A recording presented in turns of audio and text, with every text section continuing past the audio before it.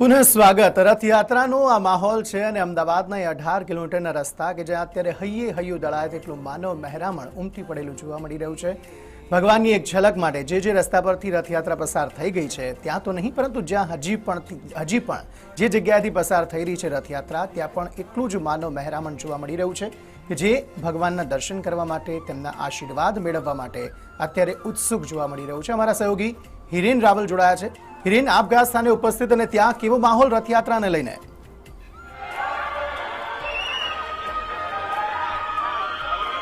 રંગીલા police ચોકી વિસ્તાર છે શાહપુરનો, અને ત્યાંથી અત્યારે રથયાત્રાનો અલગ અલગ જે ડબલો છે તે અહીંયાથી પસાર થયા છે। અત્યારે હાલ અખાડા છે તે અહીંયાથી પસાર થઈ રહ્યા છે।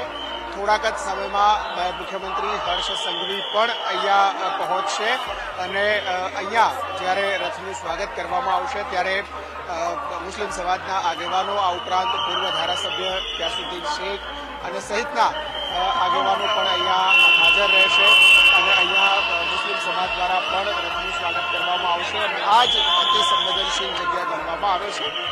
ત્યાંથી રથયાત્રા આગળ વધશે। આ અખાડાઓ આપણે જોઈ શકીએ છીએ કે અખાડાના કરતબબાજો છે તે અહીંયાથી પસાર થઈ રહ્યા છે અને આ અખાડા પછી ભજન મંડળીઓ છે એ ધીમે ધીમે રૂટ ઉપર તેઓ આગળ વધશે અને ત્યાર પછી ભગવાન જગન્નાથ, બહેન સુભદ્રા,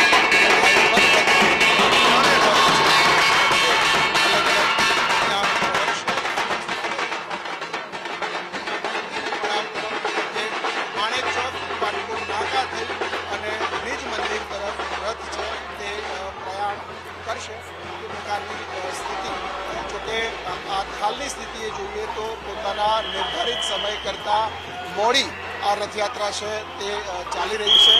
સરસપુર ખાતે બપોરે વિલંબ થયો હોવાના કારણે આ રથ છે તે તંબુ ચોકી પાસે ત્યાંથી પસાર થયા છે અને રથ થોડાક જ સમયમાં આ જે રંગીલા પોલીસ સ્ટેશન વિસ્તાર છે, પોલીસ ચોકી વિસ્તાર છે ત્યાંથી થોડી વારમાં અહીંયા પહોંચશે। નાયબ મુખ્યમંત્રી હર્ષ સંઘવી પણ અહીંયા પહોંચશે અને રથનું સ્વાગત મુસ્લિમ સમાજના આગેવાનો સાથે કરશે।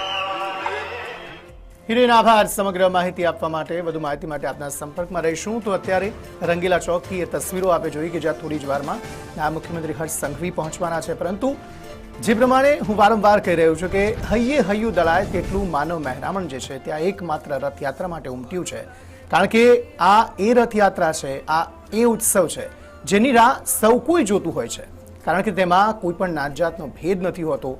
ભગવાન સ્વયં પોતાના જે ભક્તો છે તેમને દર્શન આપવા માટે નગરચર્યાએ નીકળે છે। આ તસવીરો હર્ષ સંઘવીની ફરી એક વખત એ રથ પર સવાર થઈને લોકોનું અભિવાદન ઝીલતા નાયબ મુખ્યમંત્રી હાલ દ્રશ્યમાન થઈ રહ્યા છે।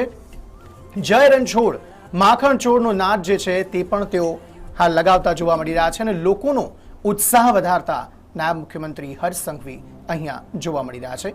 એક થોડાક સમય માટે રથયાત્રામાં તેઓ રંગીલા ચોકી સુધી જોડાવાના છે, ત્યારબાદ ત્યાંથી તેઓ પોતાના અન્ય કામમાં વ્યસ્ત થશે, પરંતુ હાલના સમયે એ તસવીરો આપ જુઓ કે કોઈ પણ નાત જાતના ભેદ વગર આ રથયાત્રા એ તમામ એવા સંવેદનશીલ, અતિ સંવેદનશીલ વિસ્તારોમાંથી પસાર થતી હોય છે અને કોઈ પણ પ્રકારની તકલીફ આટલા વર્ષોથી આ રથયાત્રા જે છે તે યોજાય છે। 149મી આ રથયાત્રા છે અને આટલા વર્ષોથી કોઈ પણ તકલીફ આ વિસ્તારોમાંથી કદી પણ સામે નથી આવી। તેવામાં આ રથયાત્રા પોતાનામાં જ એક વિશેષ મહત્વ ધરાવે છે।